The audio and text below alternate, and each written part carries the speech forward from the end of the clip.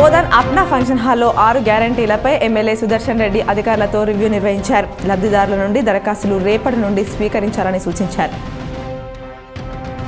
జకరంపల్లి మండలం రేషన్ డీలర్ల కార్యవర్గం నూతనంగా ఎన్నికైన నిజామాబాద్ రూరల్ ఎమ్మెల్యే భూపతి రెడ్డిని కలిసి శుభాకాంక్షలు తెలియజేశారు.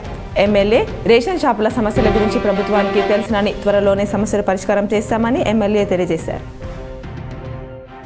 దర్పల్లి మండల కేంద్రంలో ఎంపీడీఓ కార్యాలయంలో ఎంపీటీసీలకు ఎంపీపీ నల్ల సారిక హనుమంత్ రెడ్డి అవగాహన కార్యక్రమం నిర్వహించిన ముఖ్యమంత్రి రేవంత్ రెడ్డి ఆదేశాల మేరకు రేపటి నుండి జనవరి 6వ తారీఖు వరకు పెన్షన్లు, ఇండ్ల నిర్మాణం, 6 గ్యారంటీల పథకాలు అమలు కోసం దరఖాస్తు చేసుకోవడానికి కౌంటర్లు పెట్టి దరఖాస్తులు అధికారులు స్వీకరించనున్నారు. ఏర్గట్ల మండలం తడాపాకల్ గ్రామంలో అయోధ్య రాముల వారి కలశం గ్రామానికి చేరుకున్న సందర్భంగా తడాపాకల్ గ్రామంలోని ప్రధాన వీధుల గుండా ఊరేగించారు. ఇందల్వాయి ఎంపీడీఓ ఆఫీసులో ప్రజాపాలనా దరఖాస్తుల స్వీకరణపై కార్యదర్శులకు ఎండీఓ రాములు నాయక్ అవగాహన కల్పించారు. నగరంలోని కమాండ్ కంట్రోల్ భవనంలో అదనపు డీసీపీ జయరాం మీడియా సమావేశం నిర్వహించారు. జిల్లాలో ఈ 7 క్రైమ్ రేట్ తగ్గిందన్నారు. నిజామాబాద్ అర్బన్ ఎమ్మెల్యే ధన్పాల్ సూర్యనారాయణ గుప్తా నివాసం సందడిగా మారింది. పలువురు ఆయనకు సమస్యలు విన్నవించగా సానుకూలంగా స్పందించారు.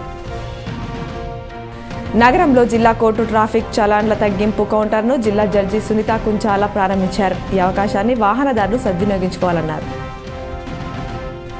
నగరంలోని ప్రగతి నగర్లోని మున్నూరు కాపు కళ్యాణ మండపంలో బీజేపీ కార్యకర్తల కృతజ్ఞతా సభ నిర్వహించారు. కార్యక్రమంలో ఎమ్మెల్యే ధన్పాల్ పాల్గొన్నారు.